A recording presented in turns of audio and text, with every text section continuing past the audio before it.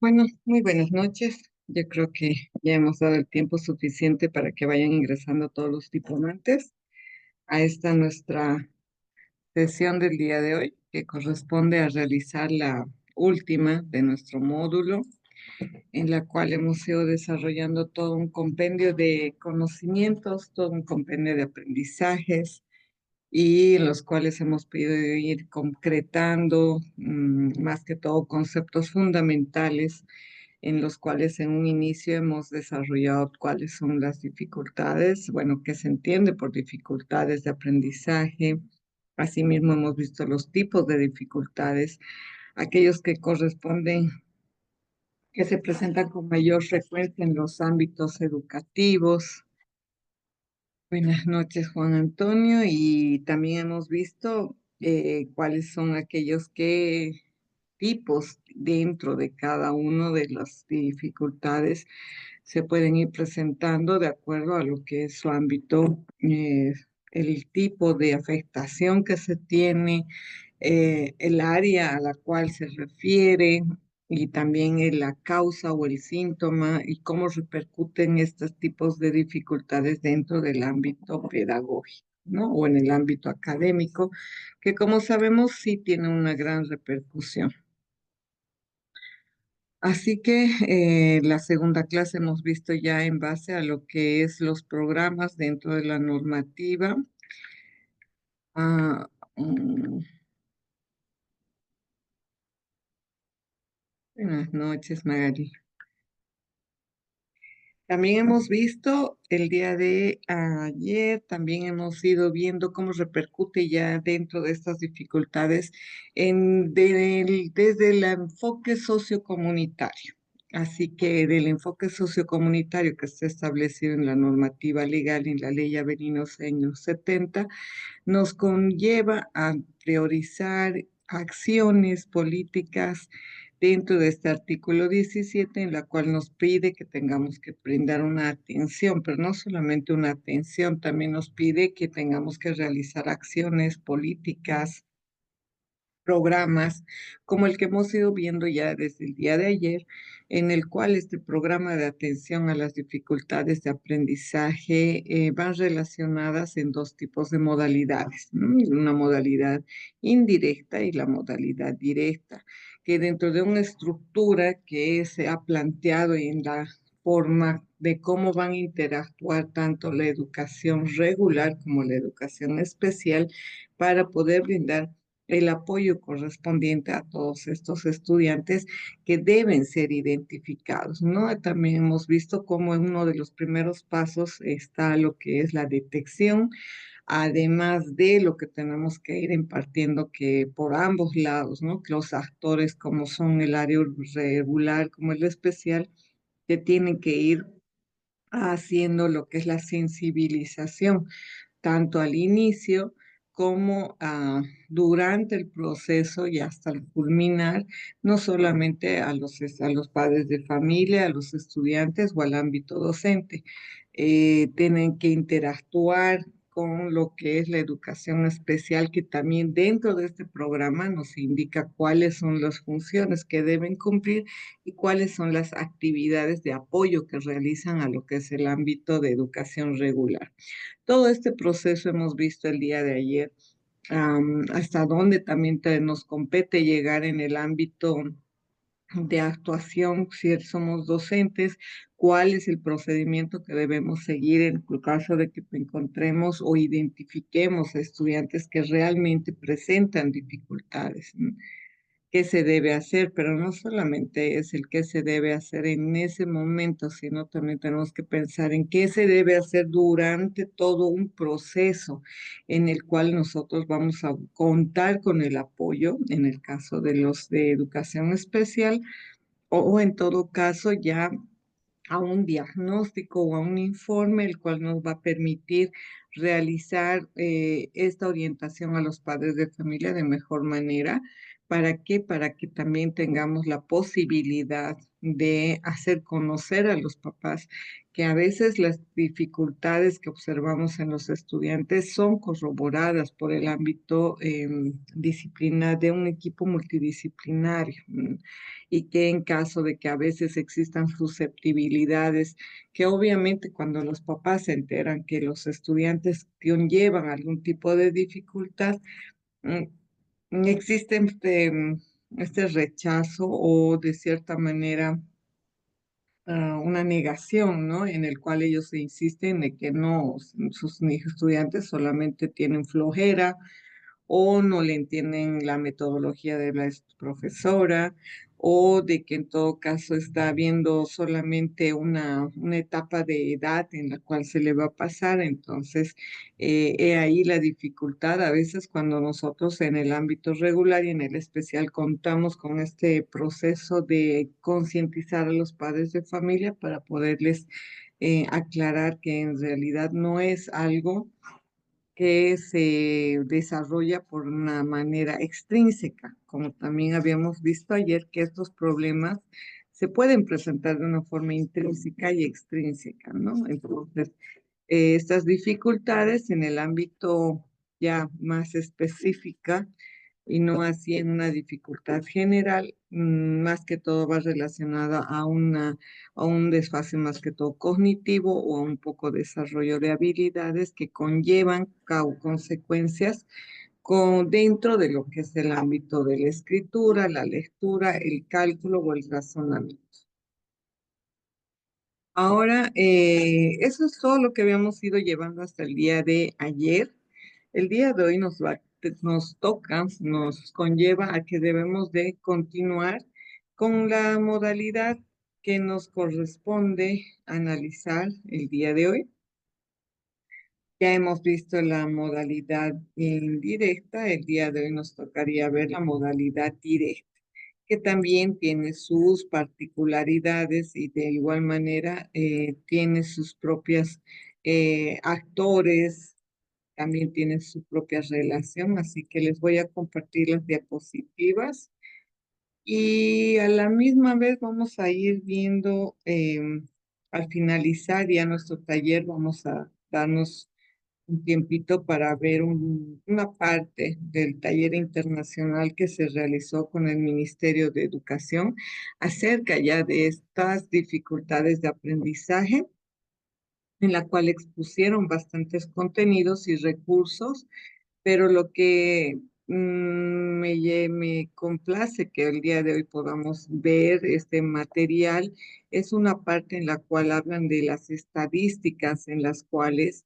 mencionan cuál es el impacto de las dificultades de aprendizaje dentro del ámbito académico y en un análisis más que todo que han hecho de manera temporal en el cual se han ido identificando ciertos resultados de estas investigaciones. Ya, así que eso lo vamos a ver al culminar y vamos a ir dando entonces paso al material que nos toca, corresponde trabajar el día de hoy. Ajá, sí, ahora sí, como rectera estamos en este diplomado donde va referida a lo que es la modalidad del módulo uno, donde vamos viendo lo que son las dificultades en el aprendizaje y obviamente estamos desde este enfoque sociocomunitario que está reglamentado por lo que es nuestra ley Avelino Siñán. Y continuando con lo que habíamos visto ayer de este programa de atención educativa a estudiantes con dificultades en el aprendizaje. No nos olvidemos que ayer ya veíamos en antecedentes esta normativa legal que le viene acompañando a todo este legajo de esta inserción, no solamente ya viendo a la dificultad de aprendizaje como una conducta contemporánea del estudiante, sino ya como como lo que es realmente, ¿no? Una base científica, neurológica, conductual, genética también entra por medio, que nos ha dado la importancia para ya hacer una inclusión dentro del ámbito especial y regular para brindarle una atención mucho más especializada. Y así no tengamos estas consecuencias como los efectos que habíamos visto, uno de ellos que era el más observable y el que más estadísticamente se presenta, como es la rezago académico o el abandono. Estos dos parámetros son aquellos que se presentan con mayor cantidad de porcentaje en un ámbito estadístico y por esa razón se justifica el hecho de que ya se haya venido enfrentando estas dificultades en el ámbito educativo. ¿No? Y vamos a ir dando paso a ver a lo que es la modalidad directa y vamos a ir ya refiriéndonos un poco a qué se refiere esta modalidad. Esta modalidad de atención es aquella que va dirigida en una primera instancia a dificultades específicas y en una segunda instancia a dificultades inespecíficas o permanentes en el aprendizaje, a ser identificados y atendidos de manera oportuna y pertinente en el escenario de un centro de educación especial junto con un equipo multidisciplinario para ser posteriormente en transición en modalidad indirecta y se atiende de acuerdo a la siguiente estructura. Nos habla de la modalidad y cómo esta es la estructura donde ya se presentan las acciones, los contenidos y la carga horaria. La modalidad directa, que va relacionado a lo que es el DEA. No nos olvidemos que en la indirecta va relacionando a una modalidad donde se identifican ambas dificultades, ¿no? Las dificultades específicas generales y aquí podemos ver ya que va directamente a lo que va a las dificultades específicas en el aprendizaje. Los componentes van relacionados a una intervención pedagógica y multidisciplinar. Al hablar de pedagógica, estamos hablando de que existe un docente quien desarrolla toda una planificación, un plan de aula, un desarrollo de un proceso educativo dentro del manejo de aula. Y multidisciplinaria es aquella que le acompaña en lo que es las atenciones terapéuticas. No nos vayamos a confundir cuando hablemos de una intervención pedagógica, confundamos con una atención psicopedagógica. Es algo que es bien diferente porque cuando hablamos de una intervención pedagógica estamos hablando del accionar del docente en el plan de aula, en el trabajo en aula, con lo que es el componente de enseñanza-aprendizaje, ¿no? Acciones, por ejemplo, una de ellas es la identificación que dentro de sus contenidos y las actividades está lo que es la valoración pedagógica de identificación por el maestro de dificultades en el aprendizaje y también va a haber un diagnóstico psicopedagógico de identificación multidisciplinaria. Aquí es donde podemos ver claramente esta diferencia, ¿no? ¿Cuál es el accionar del maestro y cuál es el accionar ya de un equipo o de un profesional en psicopedagogía que puede hacer esta identificación mediante un diagnóstico, ¿no? Entonces, hay una gran diferencia entre los términos, como se puede ver, una valoración pedagógica y el otro punto que sería un diagnóstico psicopedagógico. Así también podemos ver que existe otra acción que es la acción preventiva. Esta acción preventiva habla de la exploración, valoración y consolidación de que autonomía en actividades instrumentadas de la vida diaria, funciones básicas motoras, funciones cognitivas, funciones ejecutivas, desarrollo socioemocional afectivo, la inducción académica en cuanto a estas tres áreas, ¿no? Lectura, razonamiento verbal y lógico y cálculo matemático. Todas estas van correlacionadas con una carga horaria de 60 horas.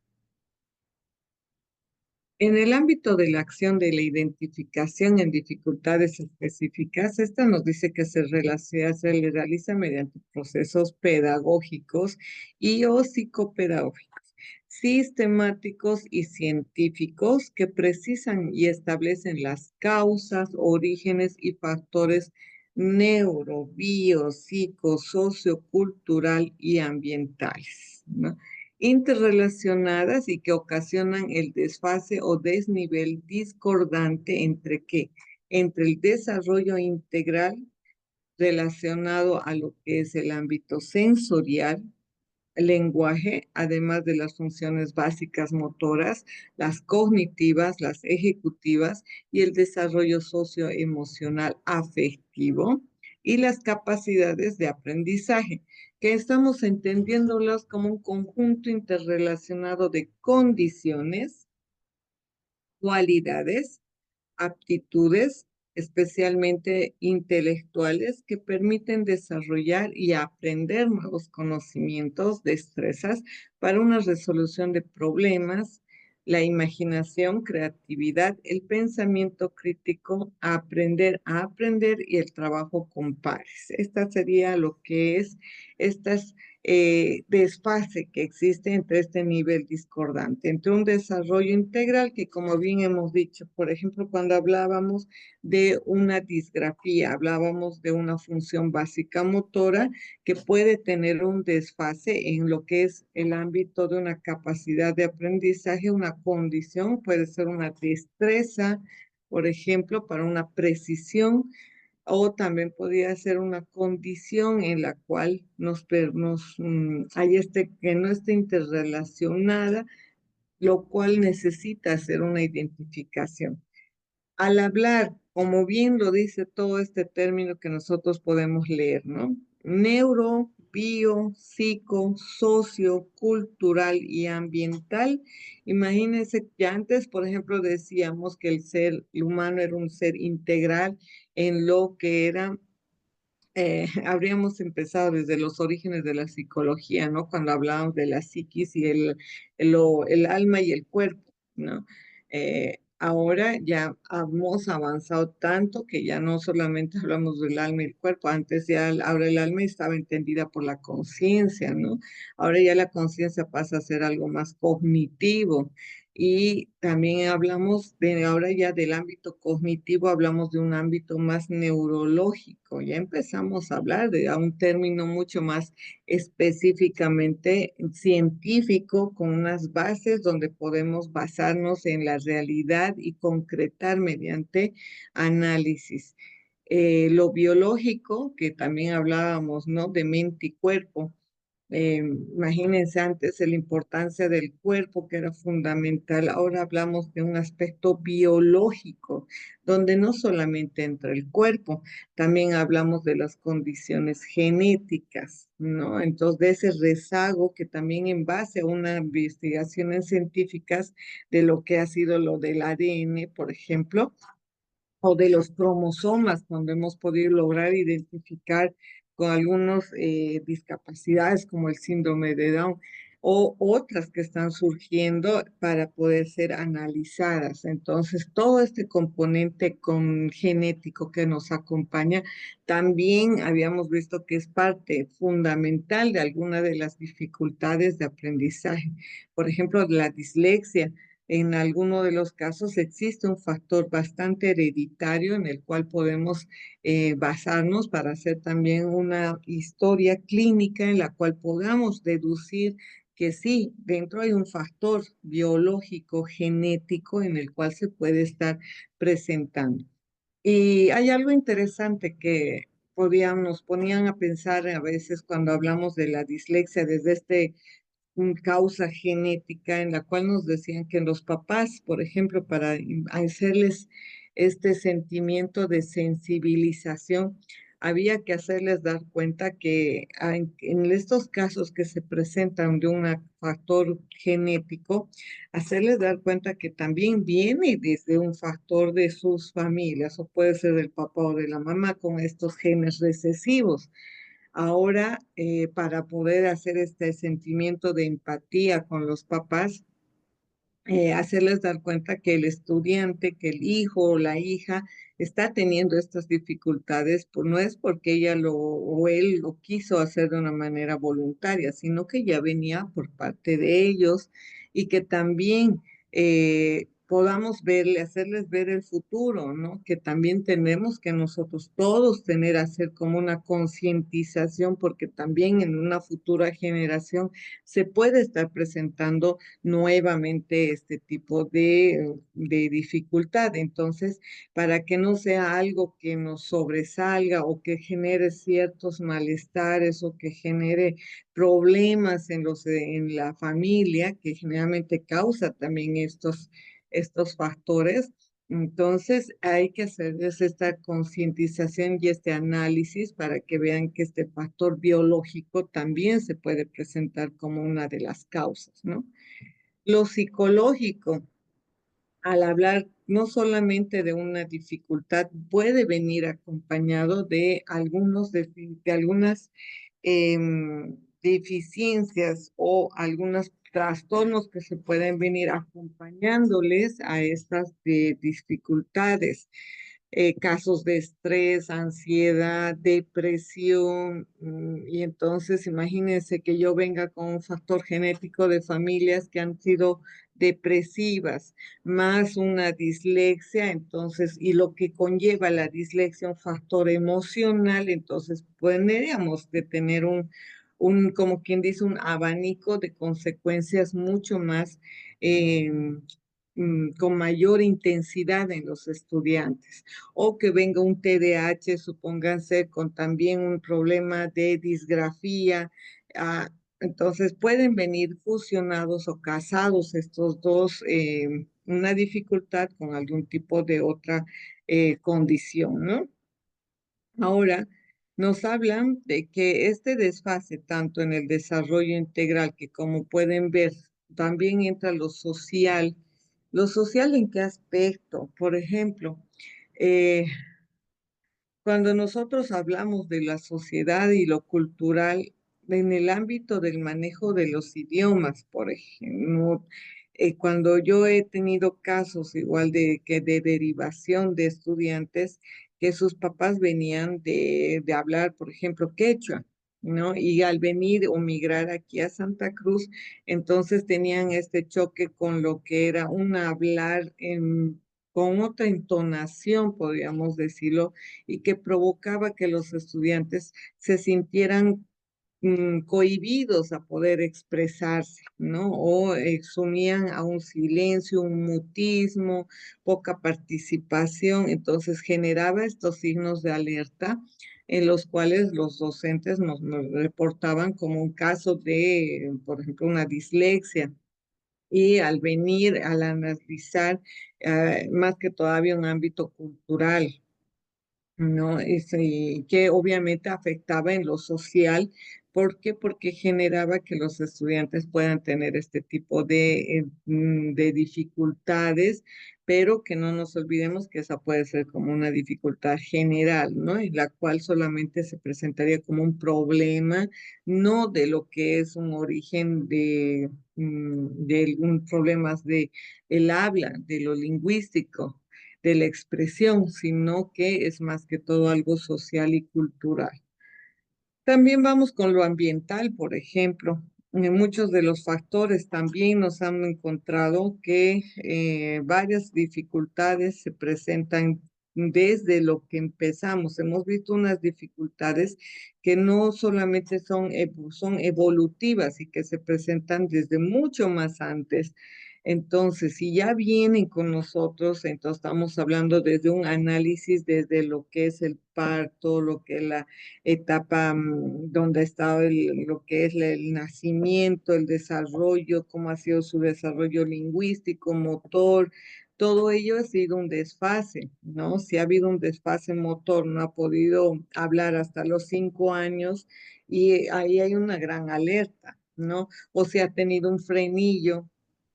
Entonces que también se le ha sido el corte, ha sido a los 2 años la operación y que no le han hecho una terapia con logopeda o una intervención de más que todo como una fisioterapia lingüística, entonces va a haber estos rezagos lingüísticos en los cuales afectan tanto en lo que es este factor, ¿no?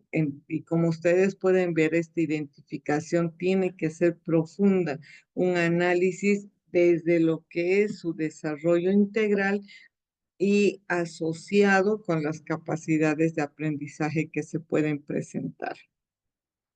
Para este propósito, se toma en cuenta a dos autores dentro de este programa. Se considera a Vygotsky, que varios de nosotros debemos conocerlo como un científico más que todo que ha sido fundamental sus teorías en lo que es la teoría del desarrollo, donde ha ido dando pautas acerca de lo que es su teoría de la zona de desarrollo próximo. Cuando hablamos de la zona de desarrollo próximo, este lo divide en tres, ¿no? Bueno, casi en cuatro, pero en tres como ser la zona de desarrollo real, que se sobreentiende o puede realizarlo por sí misma sin ninguna ayuda. Es aquella desarrollo en la cual los niños empiezan a realizar sus actividades, a conocer lo que ellos ven en su entorno, algo que está eh, por sí misma y sin ninguna ayuda. ¿Cuál sería una de esas? Por ejemplo, cuando empiezan a caminar, ¿no? Cuando empiezan a estabilizarse, cuando ya se sueltan y empiezan a caminar, cuando ya pueden alzar las cosas, cuando ya se dan cuenta que pueden interactuar y manejar las dos manos, cuando se dan cuenta que ya pueden rotar, cuando se dan cuenta que pueden emitir los gestos, al hacer una sonrisa gestual existen las reacciones, entonces ahí se va con una zona de desarrollo real, ¿no? La zona de desarrollo próximo se encuentra en un proceso de maduración, formación, aprendizaje.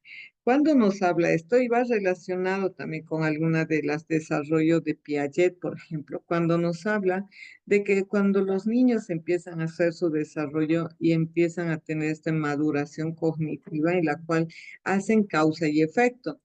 Si yo agarro un juguete y lo boto, ¿qué va a pasar? Viene alguien, me lo recoge y me lo vuelve a poner.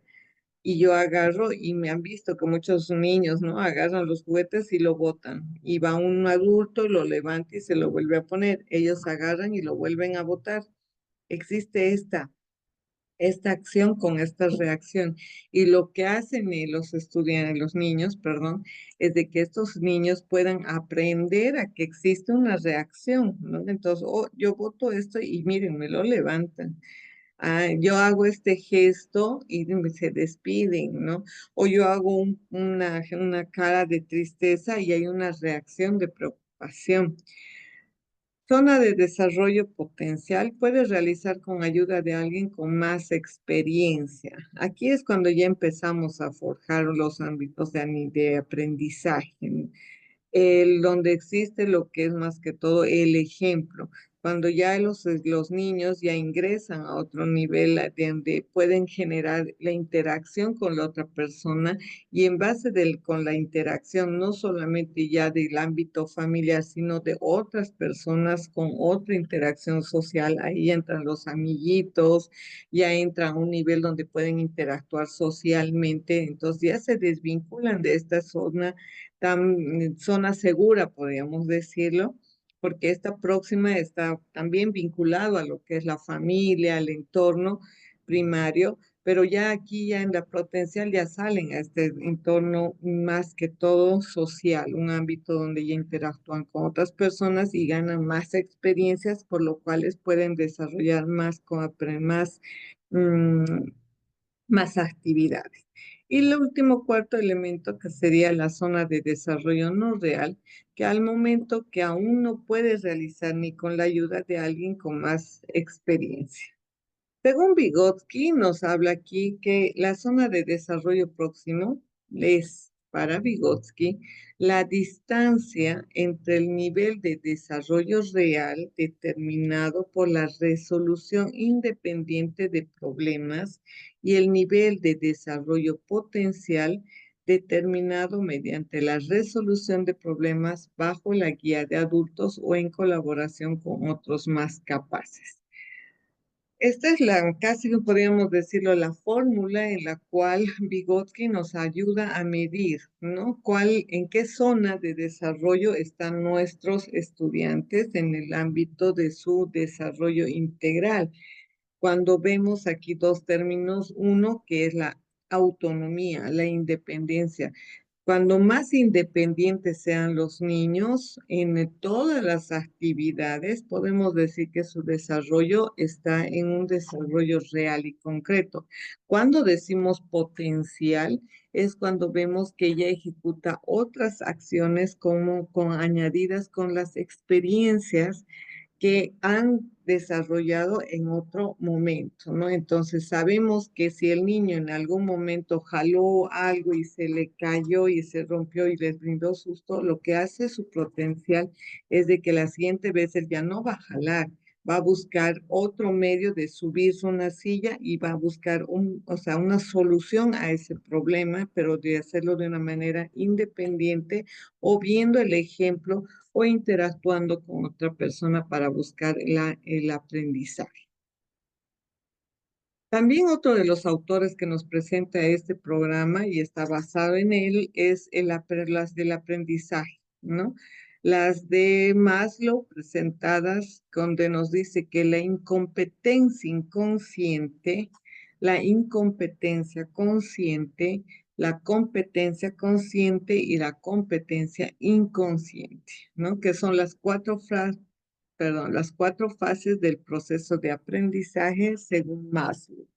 Estos elementos están adaptados para contribuir el afianzamiento y superación de las dificultades en el aprendizaje y se agrupan en tres niveles.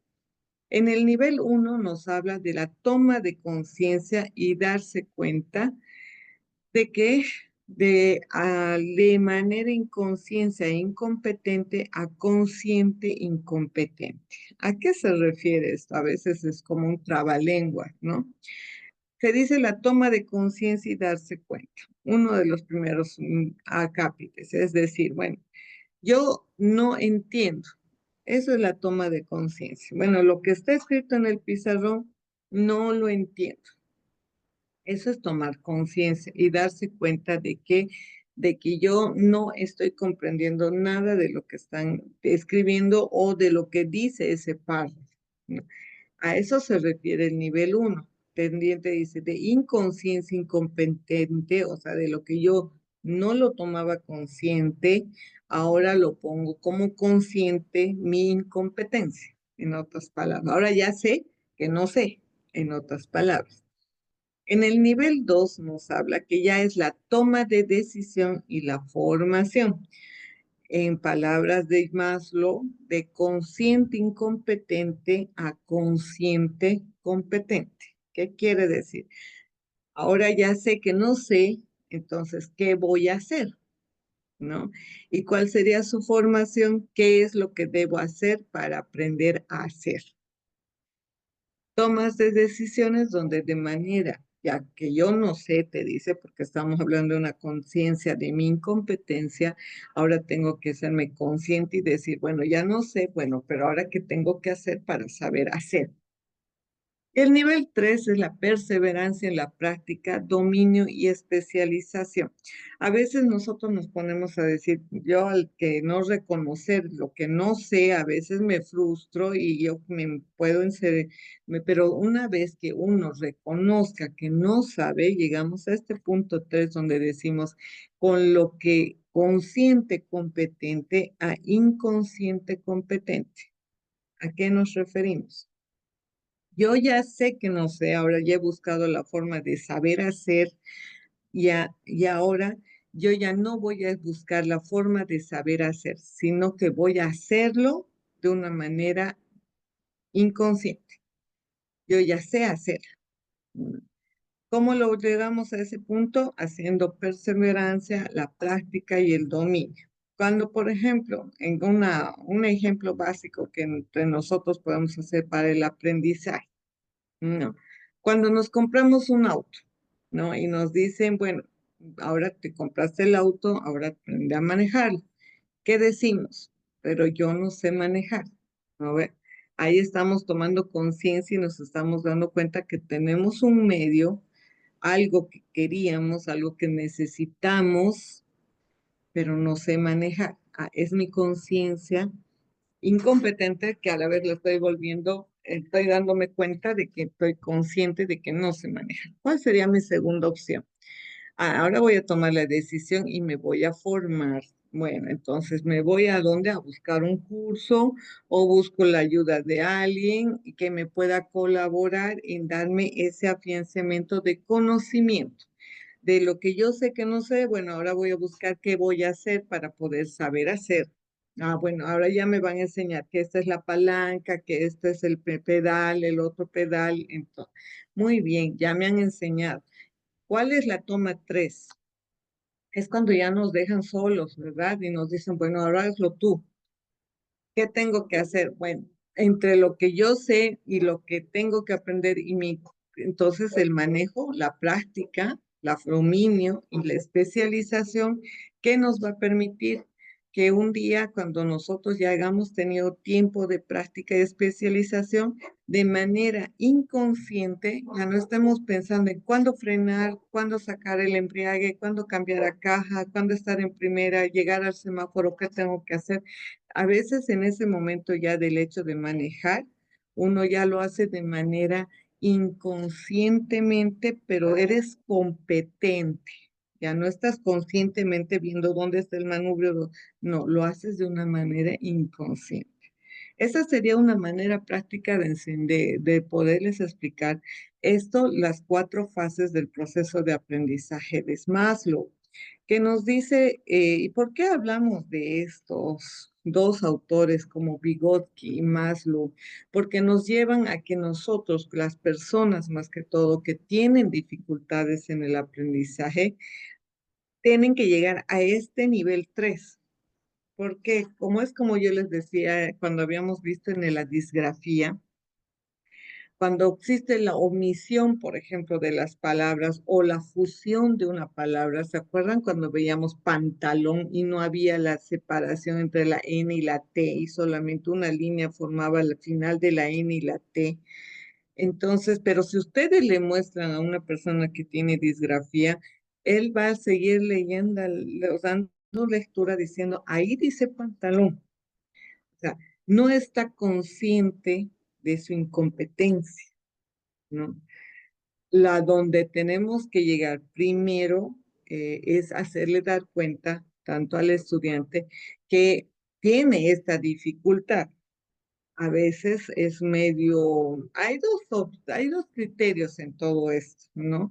Existen personas, por ejemplo, que te dicen que debemos esperar a cierta edad para que le podamos afianzar este conocimiento a las personas y que existe esta conciencia, ¿no?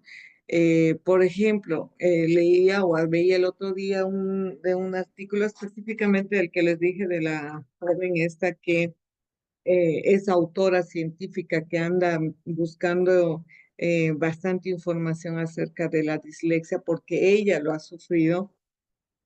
Con preguntarle que a qué edad se le debería de decir a un niño, bueno, tú eres un disléxico o tienes esta dificultad, mencionaba de que no era tan práctico decirlo cuando era muy joven, ¿no? Cuando sea muy niño. ¿Por qué razón? Porque a veces mejor es, dice, mejorar y fortalecer sus potencialidades en esta etapa de desarrollo donde está afianzando y está fortaleciendo su autoestima, su conocimiento, ¿no? Afianzar eso, dice, antes de mostrarle que tiene como lo ven todo el mundo, la dislexia como una enfermedad que no es una enfermedad o como una especie de dificultad en la cual no va a poder hacer o no va a poder lograr muchas cosas. Más al contrario, esos son algunos mitos que se pueden presentar, ¿no? Porque hay mitos cuando dicen, por ejemplo, que los que tienen dificultades de aprendizaje, todos van a hacer abandono escolar, o todos van a tener problemas conductuales, comportamentales, o todos van a tener, van a ser personas tímidas o que no van. Entonces, también existen estos, como quien dice, mitos o simplemente creencias en las cuales sugieren acciones en las cuales no se pueden reflejar en todo un componente de personas que tienen este tipo de dificultades, que muchos de ellos no se han dado cuenta hasta mucho tiempo después. Como les mencionaba, por ejemplo, cuando uno se da cuenta que tiene una discalculia, que es aquel que con mayor repercusión no se afianza un diagnóstico hasta la secundaria por el ámbito de la complejidad, ¿no? Entonces, también existen estos dos puntos. Entonces, yo sí te digo, tal vez puedo generar de que existen estudiantes que dicen, bueno, yo tengo esto, no lo puedo hacer, ¿no? Entonces, a veces el hecho no solamente de saberlo está bien, pero también tenemos que ir dando este tipo de niveles de aprendizaje, ¿no? Bueno, decirle que tenemos que tener mayor perseverancia, mayor práctica para poder generar este paso, ¿no? De generar de que ya tú lo sabías, pero antes tenías que leer palabra por palabra para poder, ahora mediante a la práctica y mediante estrategias y mediante bastantes apoyos que has tenido y metodologías o recursos o materiales, puedas generar, pasar de un nivel consciente competente a un inconsciente competente. Dentro de estas dos teorías también nos mencionan que no solamente es aquello que tenemos que ver lo fundamental dentro de este proceso de apoyo a los estudiantes, un factor fundamental es el apoyo de los materiales educativos. Acá nos dice que tiene una especial importancia para el desarrollo de capacidades de aprendizaje, para pasar, por ejemplo, de lo concreto a lo abstracto, partiendo desde lo concreto, ese objeto palpable, y a lo iconográfico, ¿no? Iconográfico mediante imágenes, lo que es los símbolos, ¿no? Pasar a lo textual, lo inferencial y crítico, que sería llegar desde lo abstracto a lo complejo. También nos va a ayudar a qué? A que conformemos habilidades de desempeño, facilidad y destreza innata para realizar una acción o actividad instrumentada de forma práctica, un rezago educativo en la lectura, escritura, razonamiento verbal, lógico, lo cálculo matemático, y en material complementario van a proporcionarse guías, instrumentos para el proceso, como el día de ayer habíamos visto, ¿no? Todas estas guías que nos ayudan a lo que es la evaluación, la detección, que se han ido surgiendo, que se pueden aplicar dentro de lo que es el ámbito educativo, dentro de nuestros niveles. También no nos olvidemos que para este tipo de guías o los instrumentos de evaluación, también hay que ver factores como la edad, el nivel en el cual está. Si, si en caso yo veo que hay un rezago ya de aprendizaje y mi niño tiene 7, 11 años, yo tendría que hacerle mi aplicación de un diagnóstico a los 11 años, pero si veo un rezago, tengo que bajar mi evaluación a los 10 años, ¿no? ¿Para qué? Para poder identificar el grado de edad en la cual se encuentra mi estudiante. Si en caso se puede, ¿no? Si en caso el instrumento que tenemos nos posibilita hacer este tipo de identificación. Los materiales, ¿por qué son fundamentales? Nosotros como docentes en el ámbito educativo sabemos que además de la palabra, utilizamos ¿qué material? Utilizamos la pizarra, los marcadores, En algunos de los casos ya en los colegios se utilizan lo que son las proyectoras con las diapositivas, la computadora o algunos elementos tecnológicos. Algunos ya utilizan lo que son los ya plataformas educativas dentro de lo que es el accionar como un recurso didáctico. Pero ese es un material externo de apoyo al docente.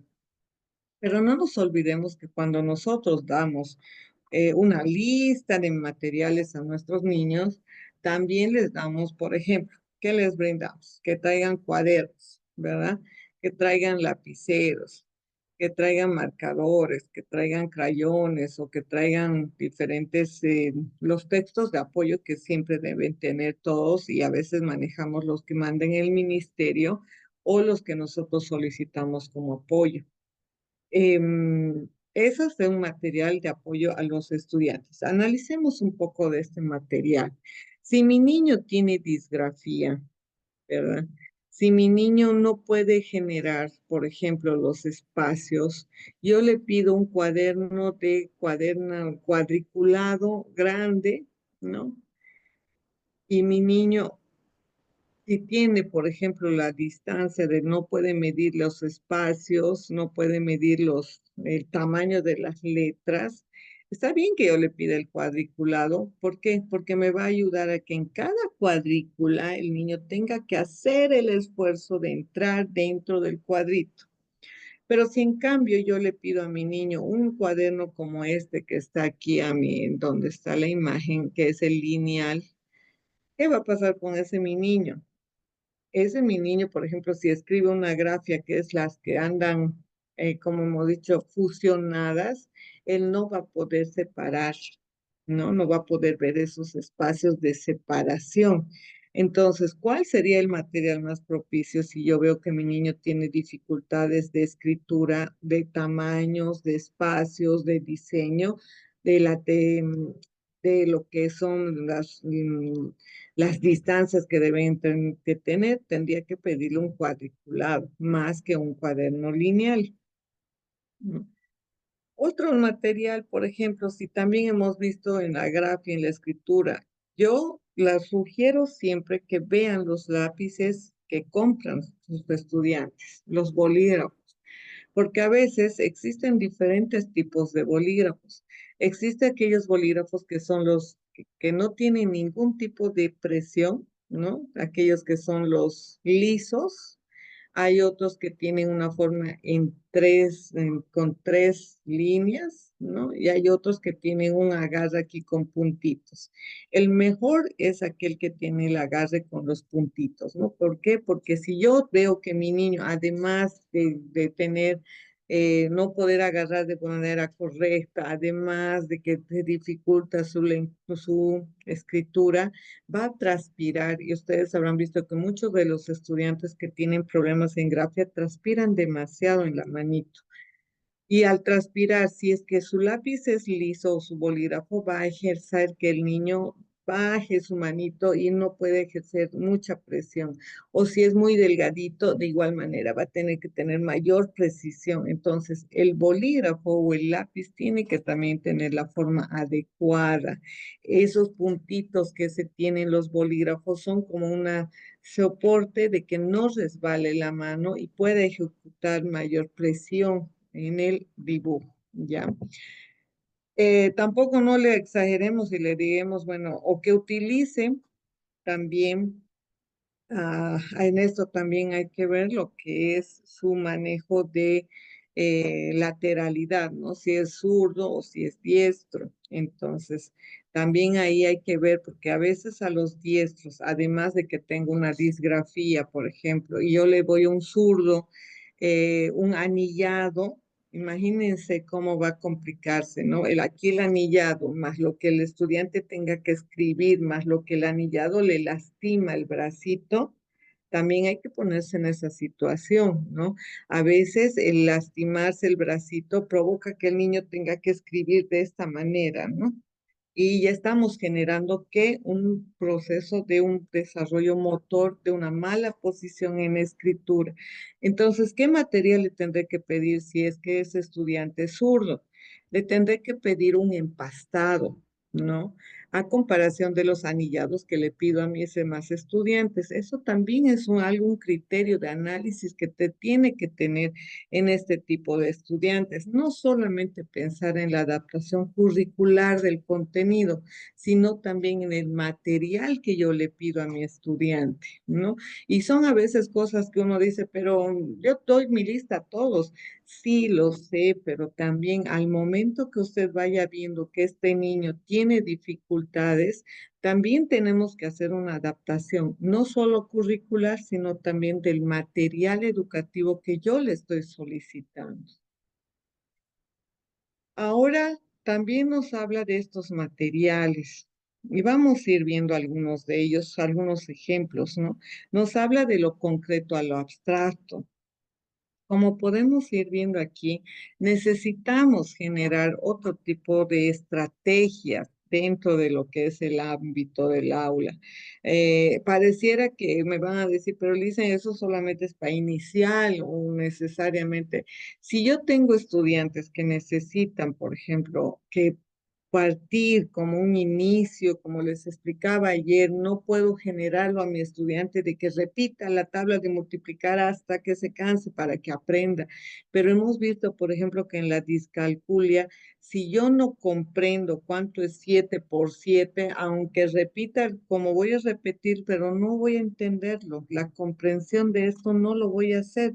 Por eso necesito que mi estudiante tenga que saber que 7 cosas, un abaco, ¿no? Dependiendo si es para secundaria, le pueda ejercer de que el toque, ¿no? Que es 7 por 7, entonces multiplique, que sepa que la multiplicación es aumentar cantidades, las mismas cantidades, pero 7 veces. Uy, entonces él lo que va a lograr es comprender que es 7 por 7. No lo va solamente imitar o copiar porque así lo tiene que hacer.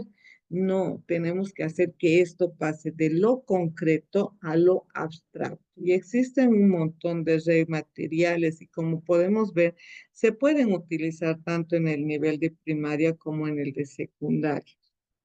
Ahora, otro que nos hablaba lo del aspecto palpable, que también lo vamos sabiendo en todo lo que está aquí. Es como hace tiempo yo les decía que también tenemos que aprender un poquito y si ustedes pueden, que sería interesante que averigüen sobre los estilos de aprendizaje de cada individuo. Todos nosotros tenemos diferentes estilos de aprendizaje, el aprendizaje visual, el auditivo y el kinestésico. Muchos de nuestros estudiantes, como les decía, ellos aprenden de manera visual, ¿no? Si a mí, por ejemplo, me tratan con estos iconográficos, que son las imágenes, generalmente estas imágenes dentro del ámbito especial las denominamos pictogramas, que son los apoyos para lo que son diferentes tipos de trastornos. Estos iconográficos, si yo soy más visual, a mí, por ejemplo, esta persona aquí que se están dando la mano, eso para mí significa saludo. Si alguien me dice así, yo digo, oye, está bien. Si alguien me dice así, está mal, ¿verdad? Entonces, ellos son más visuales, necesitan más generarlo por imágenes, ¿no?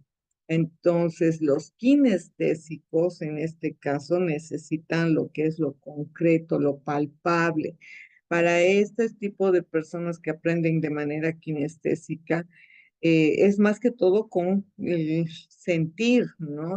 Con el cuerpo, con el tacto, si es posible hasta con el gusto, si le decimos que no sé, como le decimos, ¿no? Hay este labial tiene sabor a chocolate y él lo que lo va a hacer, lo va a oler, lo va a lamber, hasta lo va a mascar para saber si es que realmente tiene sabor a chocolate, ¿no? Mientras que si uno es kinestésico, solamente lo va a mirar, tal vez lo huela y ya, nada más.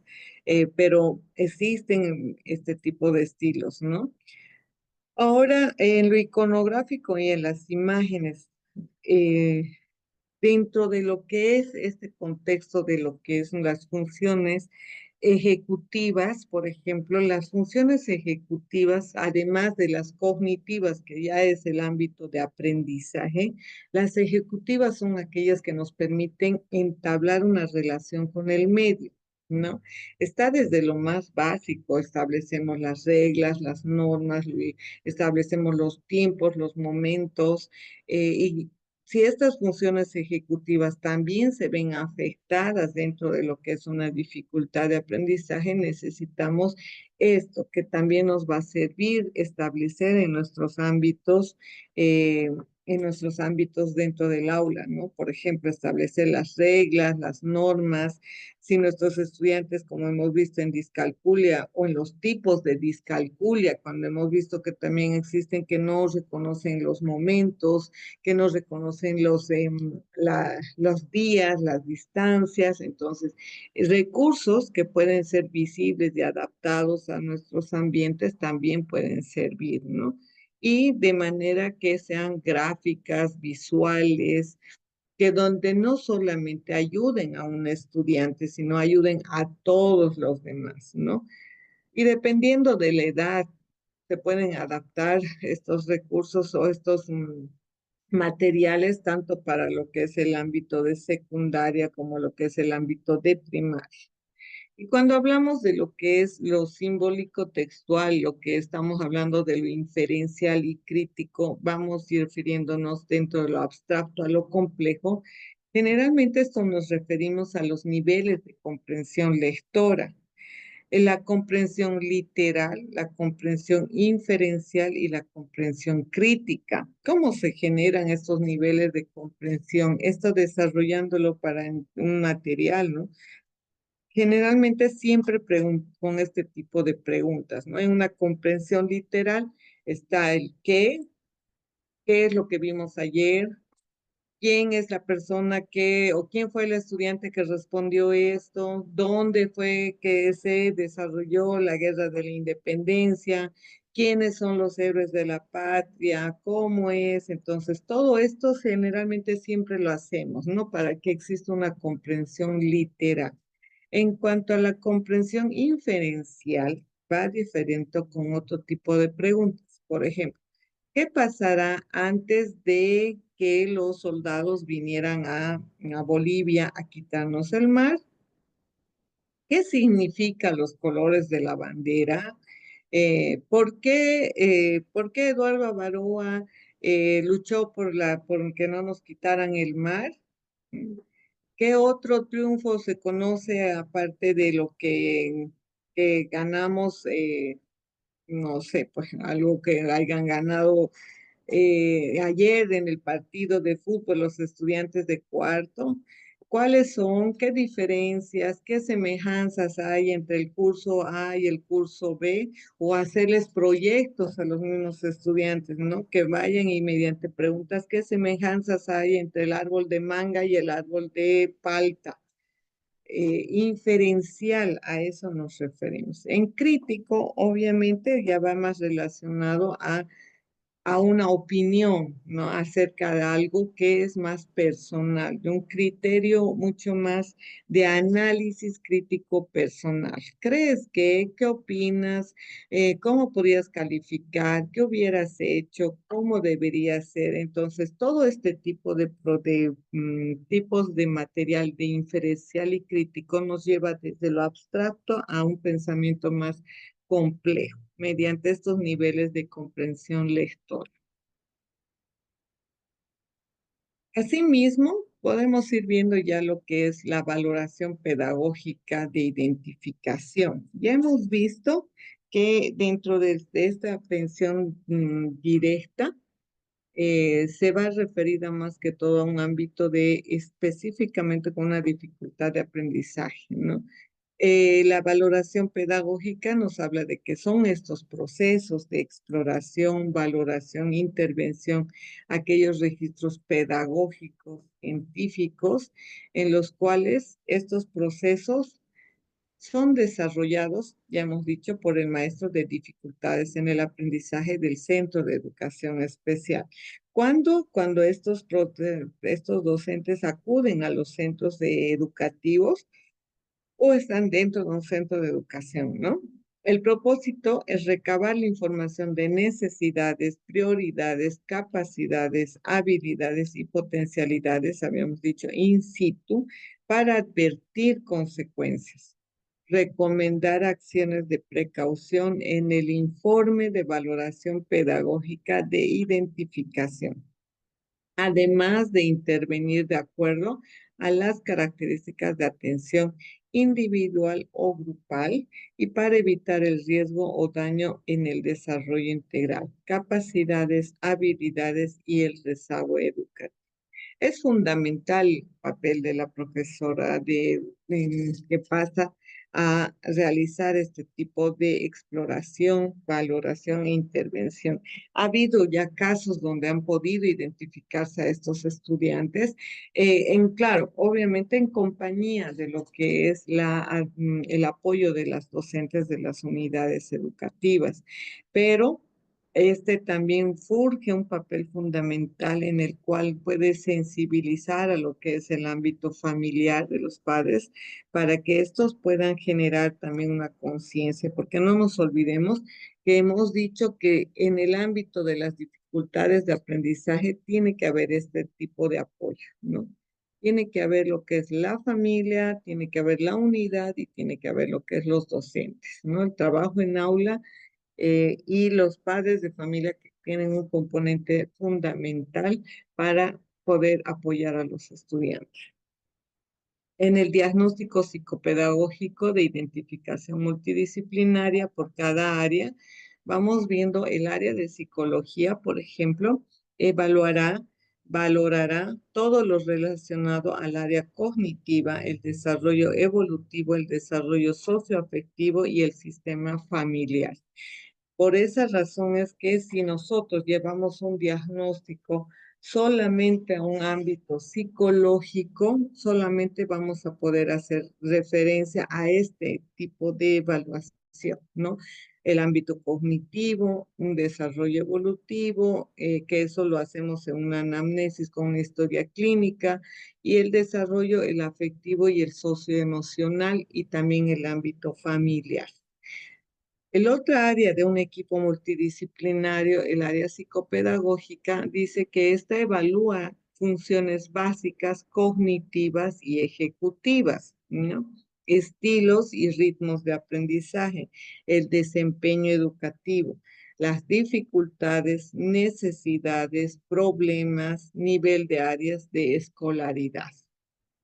Entonces vemos ahí la gran diferencia entre lo que es qué va a poder lograr evaluar una psicopedagoga o un psicopedagogo, ya más específicamente en el ámbito cognitivo y ejecutivo, más de lo socioemocional. Entonces sí o sí tenemos que tener un disciplinado, una disciplina de psicología para poder integrarlo con el ámbito psicopedagógico. Y el maestro de dificultades en el aprendizaje va a coadyuvar, nos dice, con el relevamiento de información fidedigna y sucinto del desarrollo integral, el contexto del estudiante coordinará y participará de la discusión de casos de evaluación para el informe psicopedagógico integral. Entonces, a veces cuando no contamos con la participación de los maestros, como les comentaba, ellos nos emiten lo que son los informes, donde debe haber esta información. Y como ustedes verán, es un relevamiento de una información que tiene que ser fidedigna. Es por eso que siempre se les recomienda a ustedes cuando utilicen un instrumento, si en caso son del ámbito educativo regular, al utilizar un instrumento de observación ya o con indicadores que nos permiten identificar, estos deben ser realizados de una manera bien ética y profesional por su área, ¿no? No es cosa de que cuando ya nos solicite por qué quiere derivarlo, uno agarre el informe y, sí, lo hacía, no, a veces no, tanto, no es así. Debe haber una aplicación consciente de cada uno de estos indicadores. De tal manera, existen indicadores en los cuales, en base a una observación previa o al conocimiento, se puede realizar este marcado, ¿no? pero existen otros indicadores en los cuales nos solicitan el accionar del estudiante. Por ejemplo, si es que yo digo que tal vez tiene un indicador donde dice con qué frecuencia comete errores en las palabras polisilábicas, entonces yo no puedo imaginarme ese punto. Tendría que ejecutar una acción casi de evaluación y ponerle 5 palabras y ver con qué frecuencia comete estos errores para poder responder ese indicador, ¿ya? ¿Por qué? Porque como bien lo dice aquí, es un relevamiento de una información fidedigna y sucinto del desarrollo integral y el contexto del estudiante, ¿ya? ¿Por qué razón? Porque al momento de hacer el informe psicopedagógico o el informe integral en este caso, si no se cuenta a veces con la presencia o el maestro, se cuenta estas dos áreas, las cuales emiten este informe en base a una fusión en el cual se hace un análisis integral, ¿no? Donde aquí ya es donde se va descartando muchos factores o aquellos factores que pueden ser posibles causas y los efectos que se pueden estar presentando. Dentro del ámbito multidisciplinario también se cuenta con algún personal que puede estar desarrollando lo que es psicomotricidad, que integra las interacciones cognitivas, emocionales, simbólicas y sensorio-motrices en la capacidad de ser integral.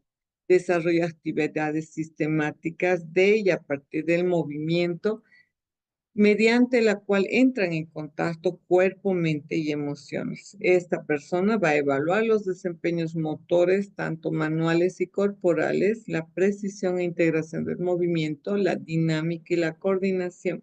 Este ámbito es vital y que integra el movimiento con la cognición, además lo simbólico y lo emocional. El equipo multidisciplinario lo que va a hacer es elaborar y firmar este informe psicopedagógico de identificación que va válido para fines educativos con aportación y responsabilidad conjunta de todos los profesionales. Cuando nosotros queremos hacer un cambio, por ejemplo, a nuestro estudiante que allá tiene un informe y que muchas veces nos pasa, cuando se emite estos informes, a veces los papás prefieren simular que el hecho de que no pasó nada ese año con su hijo y lo llevan a otro colegio y lo inscriben, ¿no? ¿Para qué? Porque dicen, no, nada de lo que dice en este informe es válido, así que lo único que tiene mi niño es solamente que el problema con la docente o el docente y me lo llevo, ¿no? Le hacen un cambio en el ámbito educativo, a otra unidad. Y generalmente, si es que este problema, esta dificultad es la que se presenta, entonces, ¿qué va a surgir? De que van a requerir nuevamente que se le haga el informe, ¿no? Magalí le sale una raya. Magalí. Creo que ahora sí, gracias. En el ámbito de neurología, ese también es otra y disciplina que entra de bastante importancia dentro de lo que es un informe, ¿no? Porque mediante un diagnóstico establece o descarta compromiso neurológico en el sistema nervioso central. No nos olvidemos que cuando hemos visto la dislexia, por ejemplo, hemos visto que puede tener la afectación en una área neuronal, de una conexión neuronal entre lo que es el área de Broca y el área de Wernicke, ¿no? Puede ser tanto en el área de comprensión como en el área de expresión. ¿Y dónde lo vamos a ver eso? Mediante un examen, un diagnóstico neurológico, el cual nos va a permitir identificar mediante electrodos, mediante esto lo que es un examen, una evaluación en la cual, como bien dice aquí, o se va a establecer o se va a descartar que sea un problema neurológico.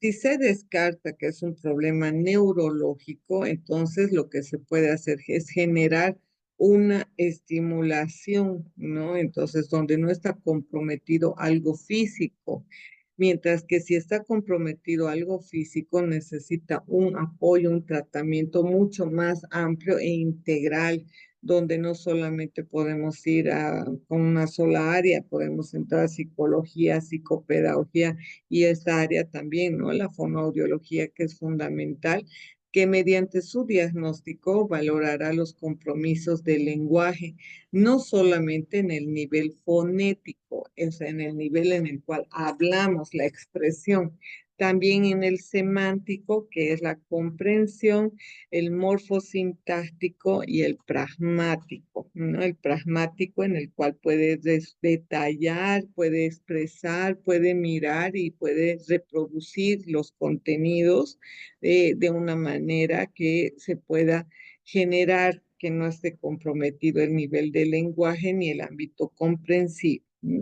Entendiendo que el lenguaje no solamente es un proceso práctico-motor, sino también cognitivo. Entonces, al hablar de práctico-motor, estamos hablando de que no solamente puede ser una identificación de un problema motor, ¿no? Un frenillo, a veces hasta sin exagerar, a veces tenemos problemas de dislalias con los estudiantes que vienen, pero no es porque ellos no puedan expresarlo de buena manera o tengan este tipo de dificultad, sino que están a veces con un brote de dientes que están provocando este tipo de acciones dentro de lo que es el lenguaje. Por esa razón, nosotros siempre vamos a ir al ámbito físico. Después del ámbito físico ya ingresamos a lo que es el ámbito cognitivo y una evaluación de todas estas áreas en la cual nos va a beneficiar a tener un informe. Y en caso de identificación, como bien lo dice aquí, de las dificultades inespecíficas o permanentes, siguientes se puede identificar el posible daño en el sistema nervioso central con antecedentes prenatales, perinatales y postnatales. Al hablar de esto es cuando hablamos de lo que es una historia clínica donde se puede identificar y así es que durante el embarazo han tenido algún tipo de dificultad, algún tipo de problema. Por ejemplo, ha habido casos de estudiantes que ya al nacer ya tenían el cordón umbilical y han sufrido de anoxia, por ejemplo, de lo que no les llegó por un periodo de tiempo lo que es el oxígeno al cerebro, por lo que nacieron con el cordón. Otros nacieron, por ejemplo, con preeclampsia, las mamás tuvieron que tenerlo por estas emergencias, 7 mesinos, 6 mesinos, ya estuvieron ya con unos antecedentes o en el caso de que hubieron estas dificultades emocionales de separación entre lo que era el embarazo y la mamá tenía diferentes factores emocionales que provocaban que exista mucho sufrimiento por parte de la mamá y obviamente le afectaba al papá, al bebé, perdón, o en casos de alcoholismo, en casos de drogadicción, en casos de, por ejemplo, también de que hayan estado en contacto con elementos químicos como por pesticidas fuertes o que estaban con contactos o consumían alimentos que hayan tenido mercurio, muchos antecedentes prenatales que pueden ser unos causantes, ¿no? Y que uno tiene que tener el conocimiento bien amplio de la certeza de que también los papás nos puedan llegar a tener la confianza necesaria para podernos expresar todo esto y hacer como quien dice, tejer, ¿no? Una historia de estos pacientes. Perinatales, cuando ya nació y las caídas que ha podido tener. A veces nos menciona que el momento de nacer ni siquiera los escucharon llorar o que se desmayaron y que no los vieron ni siquiera durante 2 días a los bebés, entonces no pueden ni siquiera expresarnos qué fue lo que le pasó o cómo fue el desarrollo de esos primeros momentos con los hijos, los postnatales, las caídas que pueden haber tenido o las enfermedades. Ha habido casos donde los estudiantes han tenido antecedentes de desnutrición crónica y ha habido una falta de desarrollo, ¿no? Y que se ha repercutido en lo que ha sido en el ámbito del lenguaje y en el ámbito motor. También la dificultad específica en el razonamiento y cálculo matemático, dificultad específica en la lectura, el rezago en el desarrollo de habilidades en la lectura. Como yo les comentaba, por ejemplo, con lo que ha habido el COVID, ha habido problemas de este rezago del desarrollo del lenguaje, del lenguaje y la lectura en los estudiantes, ¿no? No ha habido esta posibilidad de un trabajo práctico en el cual se pueda ayudar y apoyar en su desarrollo. Dificultad específica en la escritura, el TDAH, la discapacidad intelectual límite, el trastorno específico del lenguaje, que también se abrevia el TEL, dificultades en el lenguaje fonético y comprensivo, trastornos del desarrollo como el autismo, el Asperger, que ya no se maneja mucho esto, ¿no? Del Asperger, más que todo se maneja el autismo, la atención dispersa que también va acompañado y las conductas con menor regulación y otros. El equipo multidisciplinario en la identificación de todas estas dificultades mencionadas anteriormente intervendrá con la finalidad, uno, de ofrecer un diagnóstico preciso, ¿no? Para confirmar o descartar daños neurológicos en el sistema nervioso central.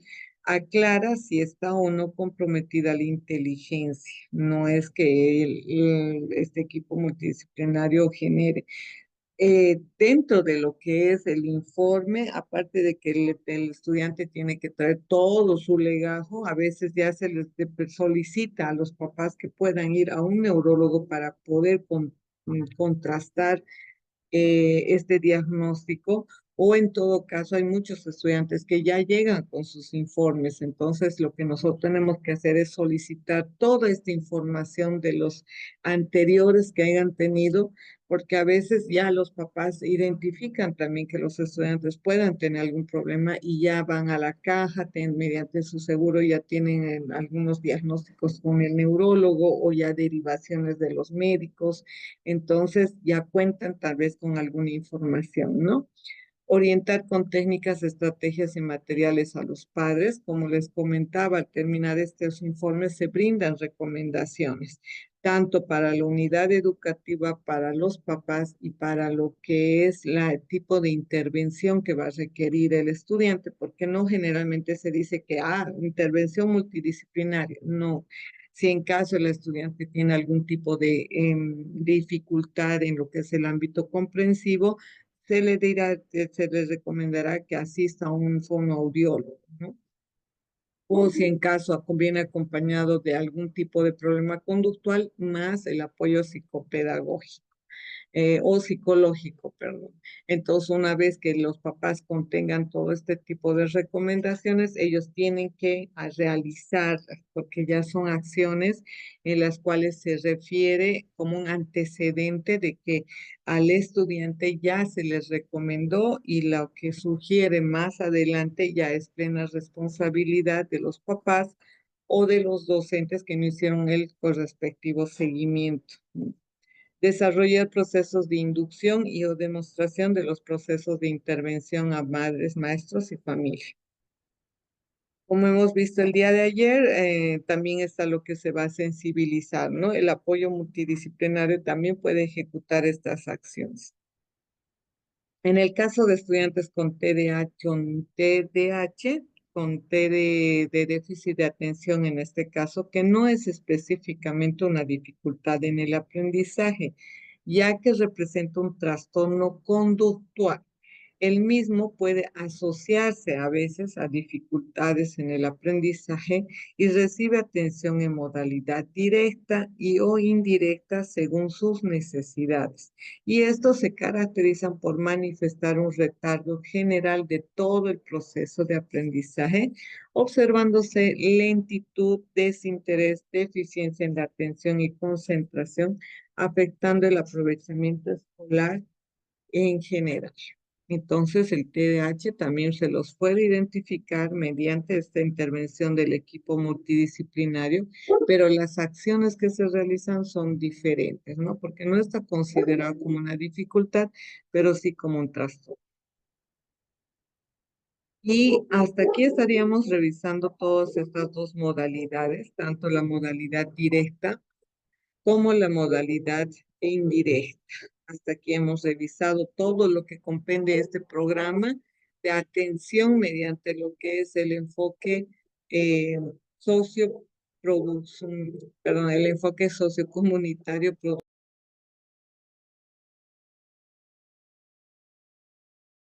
Y como les mencioné hace rato, vamos a poder visualizar un video en el cual me parece que es muy interesante que ustedes lo puedan conocer para poder identificar más que todo una referencia a un representante que habla de las estadísticas en cuanto a la dislexia en el ámbito, en otro lugar, en el cual nos puede ayudar a también darnos cuenta cómo es que se identifica la dislexia y cuáles son sus factores y cuáles son los efectos de esta en base a lo que les dan el apoyo. Así que les voy a compartir este. Es cortito, es parte de todo un taller, así que solamente vamos a ver una parte.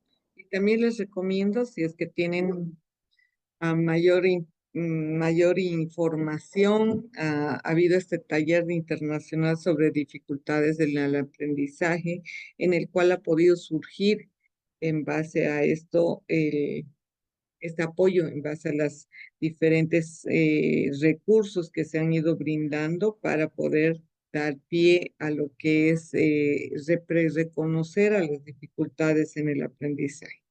Vamos a escuchar y vamos a ver al finalizar un análisis. A ver, aquí le vamos a dar play. Decisiones. Fíjense en los trastornos asociados. Nosotros le llamamos cariñosamente los primos hermanos, ¿no? Las DIS, que son la dispraxia, la discalculia, la disgrafía y la disortografía. El famoso TDA, que es el un poco más conocido porque es más movido, el que tiene el H, ¿verdad? El TEL, las altas capacidades, y me atrevería a decir también el Asperger, ¿vale? En cuanto al tema del TDA, hay que decir que el 33% de la población con dislexia también presenta trastornos del TDA, o las personas con TDA tienen un 33% de posibilidades también de presentar dislexia. Si se presentan estos trastornos asociados, que es muy difícil ver una dislexia pura como tal, solo dislexia. Siempre vemos una dislexia, una discalculia con disortografía o con una dispraxia o con el propio TDA. Lo que hacemos es que al final agravan el cuadro del individuo que las tiene. Por tanto, muchas veces hay que priorizar el tratamiento de estas por encima de la propia dislexia, porque hay que dar prioridad a lo urgente, ¿no? Os he traído unas estadísticas de Estados Unidos porque es un país que tiene, la verdad, muchos años trabajando en este tema. El tener dos presidentes de Estados Unidos disléxicos como fueron George Bush padre y George Bush hijo nos ayudaron mucho a que estuvieran encima, ¿verdad? Si lo piensan, el señor George Bush padre fue antes gobernador de Texas. Y en Texas se hablan también los dos idiomas, el inglés y el castellano, por el tema de estar frontera con México. Esto hace que las personas con dislexia salgan antes, porque cuando se mezclan los idiomas, se mezclan diferentes ortografías y demás, seguramente saltan a la luz antes.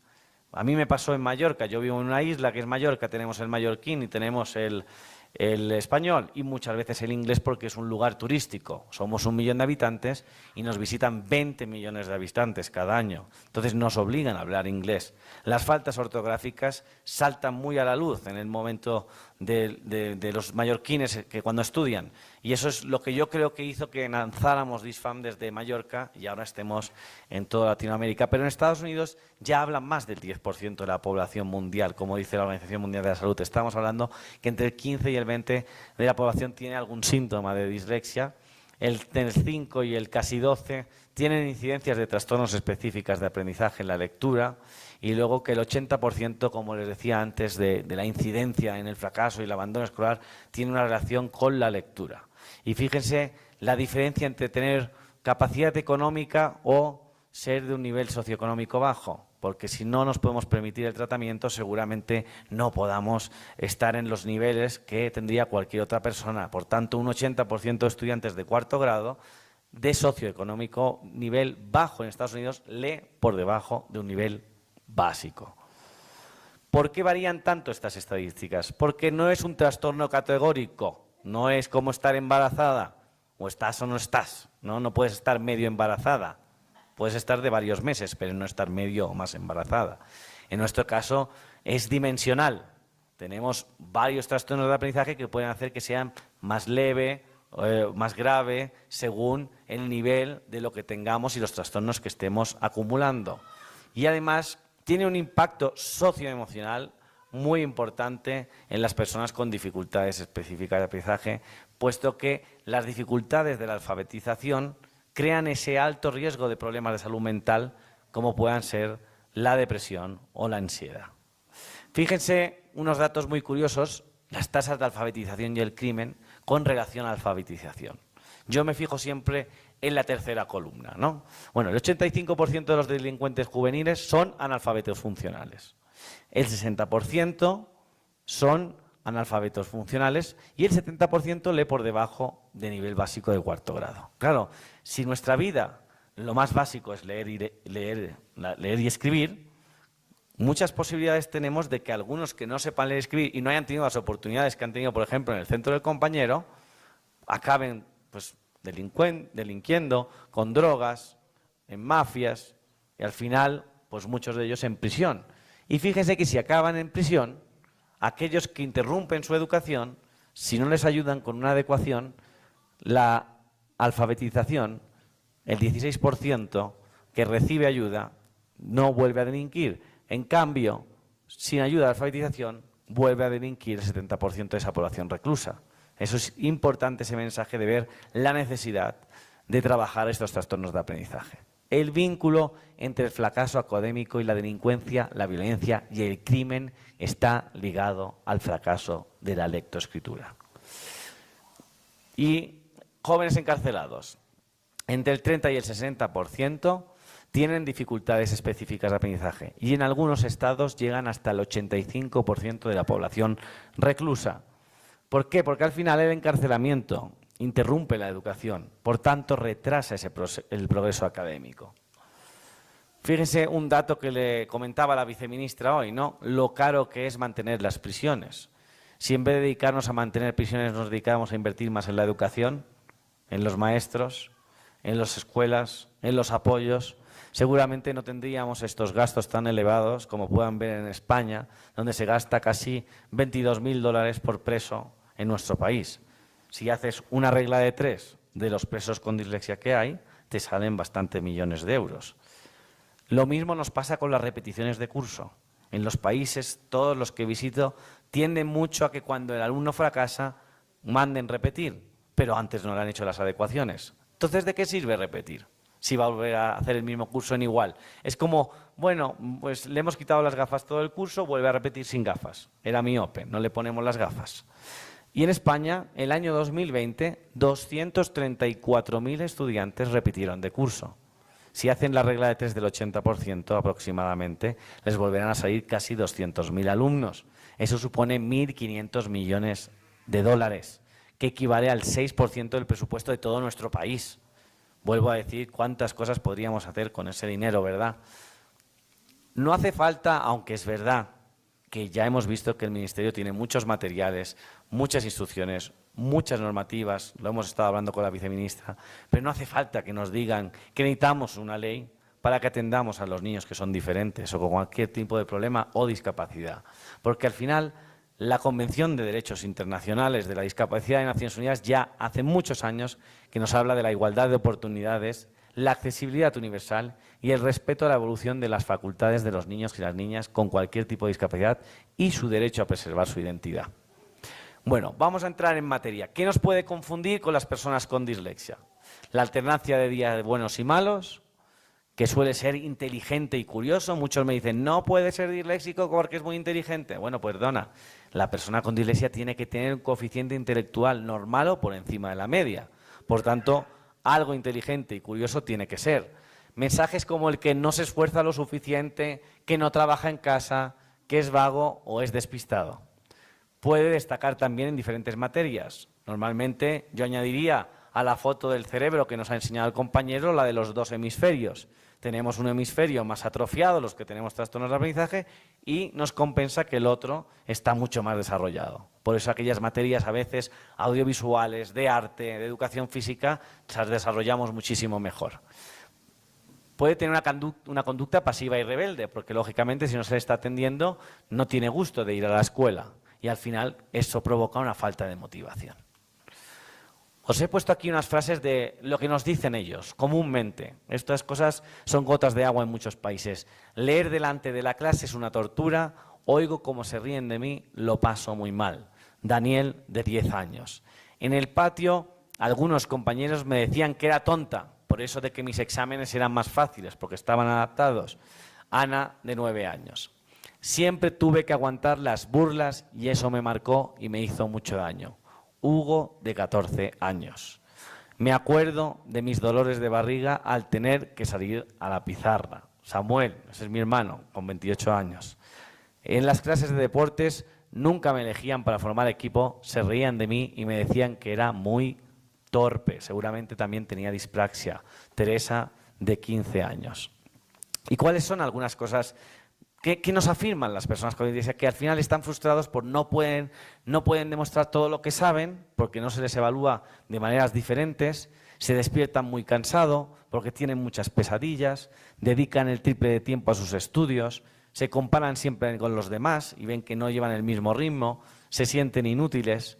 Que los demás puedan pensar que son vagos, eso les duele mucho porque se sobreesfuerzan muchísimo, se olvidan continuamente de las cosas, no tienen normalmente ganas de ir al colegio, pasan mucha vergüenza al tener que leer en voz alta.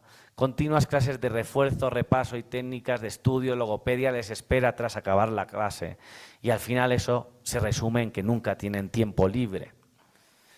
Fíjense que también tenemos síntomas emocionales en las personas con dislexia, algunas como la ansiedad y depresión que ya les contaba antes, pero podríamos añadir la baja autoestima, la angustia, la tristeza, la rabia, la indefensión, la irritabilidad, cambios frecuentes de humor, la falta de concentración, una dispersión y la desconfianza.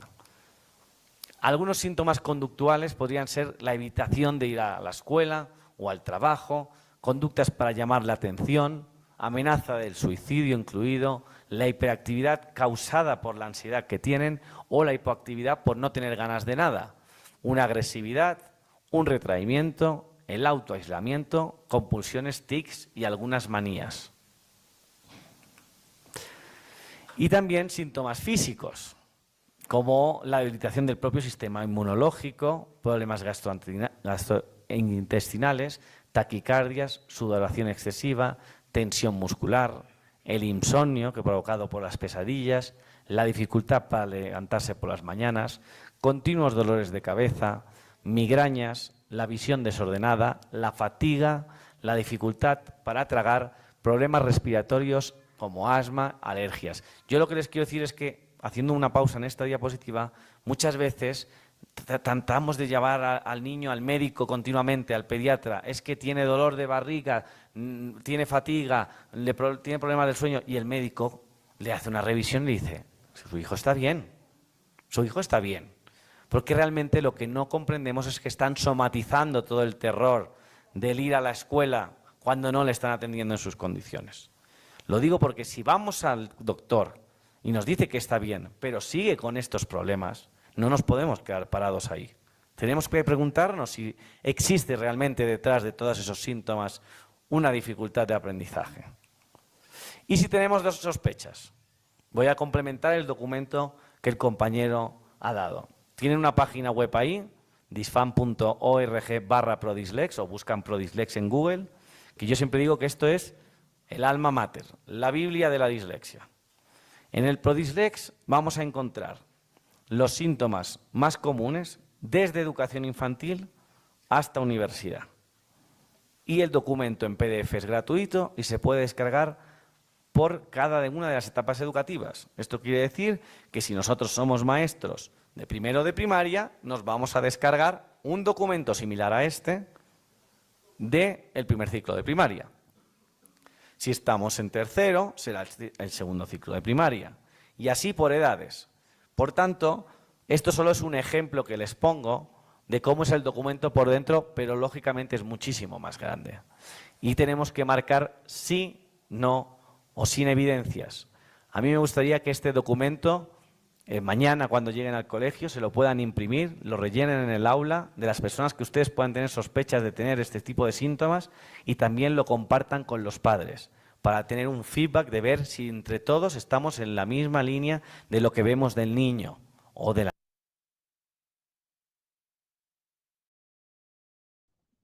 Muy bien. De esta manera es como queremos más que todo hacer un hincapié. Como ustedes han visto, este es un taller internacional que se brindó por parte del ministerio y les recomiendo, es extenso, es largo, pero a mí me parece fundamental, como les reitero, que ustedes vean esto de las estadísticas, donde si ustedes analizan, no es solamente ver la dificultad como un problema, ¿no? Como algo que a los estudiantes no les afecta. Han visto que este mensaje que pone y este análisis donde hablan de la delincuencia, hablan de la violencia.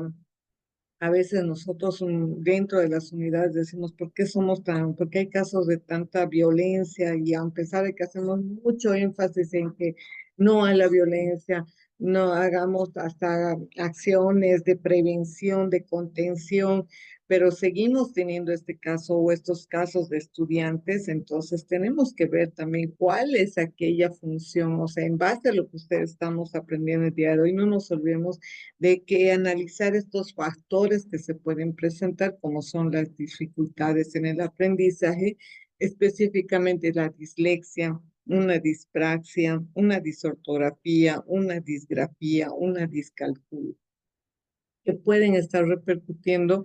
Han visto que no solamente en lo cognitivo o en lo educativo, también puede repercutir en lo emocional, en lo conductual, en lo comportamental y puede estar generando que los estudiantes al verse con tanta frustración puedan desenfocarlos o poder derivar este tipo de frustraciones en otras acciones. Muy bien.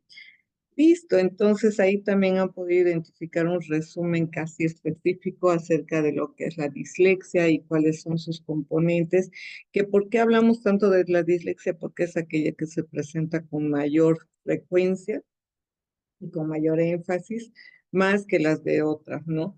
Eh, Porque las otras no es que no sean visibles, sino que no son tan, como quien dice, más habituales. Lo que más hacemos es el hablar, lo que más hacemos es la expresión, la comprensión, ¿no? Y como ustedes han visto, afecta bastante a los estudiantes. Muy bien, entonces vamos a ir cerrando nuestra sesión del día de hoy. Todo lo que hemos ido revisando, todo lo que hemos ido desarrollando, como hemos visto al inicio en esta retroalimentación que de igual manera se les brinda en cada una de las clases que hemos tenido.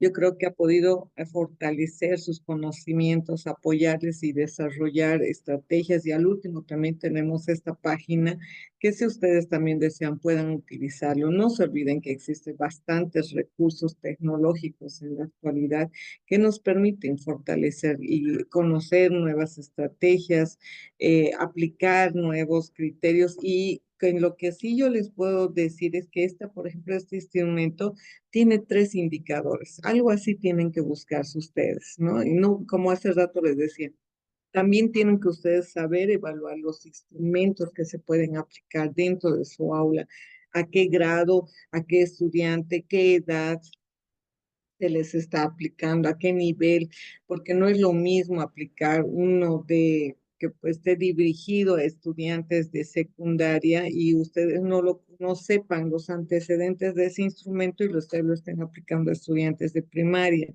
Entonces, no podemos hablar de un desarrollo similar entre secundaria y primaria en el lenguaje. Entonces, necesitamos adecuar nuestros instrumentos de acuerdo a lo que es nuestro contexto, recomendaciones y de los indicadores, que sean como estos que presenta en, el, en este recurso, ¿no? Que dice sí, no o sin evidencia. ¿Por qué?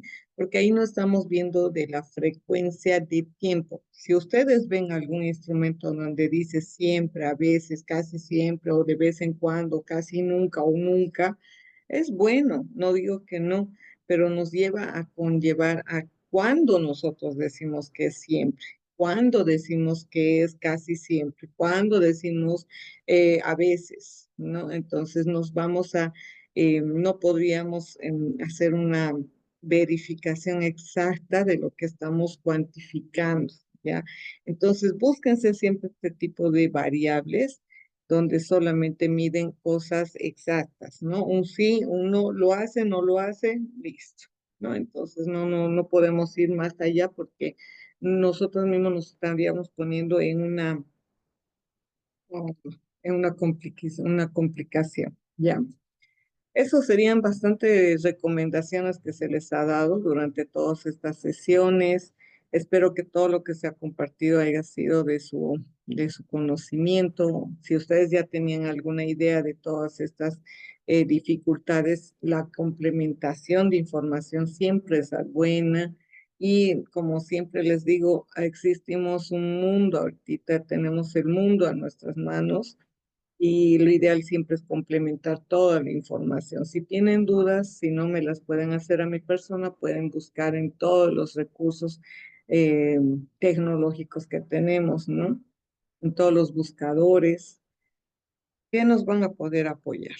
Pero como siempre les digo, fortalezcámonos, hay que seguir buscando el conocimiento para poder apoyar a todos nuestros estudiantes o si entramos a un ámbito laboral también podamos desempeñar una función adecuada y profesional y ya saber cuáles son los procesos, ¿no? Dentro de lo que es esto del área específica de los estudiantes con dificultades.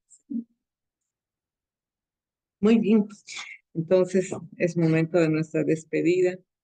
Eh, un gusto haberlos conocido y un gusto haberlos vuelto a ver a los que ya hemos recorrido bastantes procesos de capacitación. Espero continuar viéndoles en otras instancias, en otros talleres, en otros diplomados en los cuales podamos seguir compartiendo todos los aprendizajes que tenemos, pero a los que no, un gusto y les deseo todo el éxito para que continúen y que sigan avanzando en estos como les dije, este es el módulo 1, entonces que les vaya muy bien en los restos de los demás módulos para que puedan salir con bastante profesionalismo, conocimiento, desarrollo de habilidades, capacidades, que creo que es lo que más se busca en este diploma. Entonces, un gusto. Hasta nuestro reencuentro y damos por finalizado nuestro módulo 1. Que les vaya Muchas bien. gracias. De igual De nada. forma, un abrazo para usted y éxitos también. Y que la pase bonito el fin de año, la fiesta con su familia. Dios la bendiga. Igualmente, Graciela, y feliz Navidad y años, ¿no? Feliz año nuevo, y igualmente, que tengan mucho éxito, mucho, mucho, y que el siguiente año esté lleno de logros, más oportunidades y mucha prosperidad. Nos vemos, hasta luego, que se cuiden.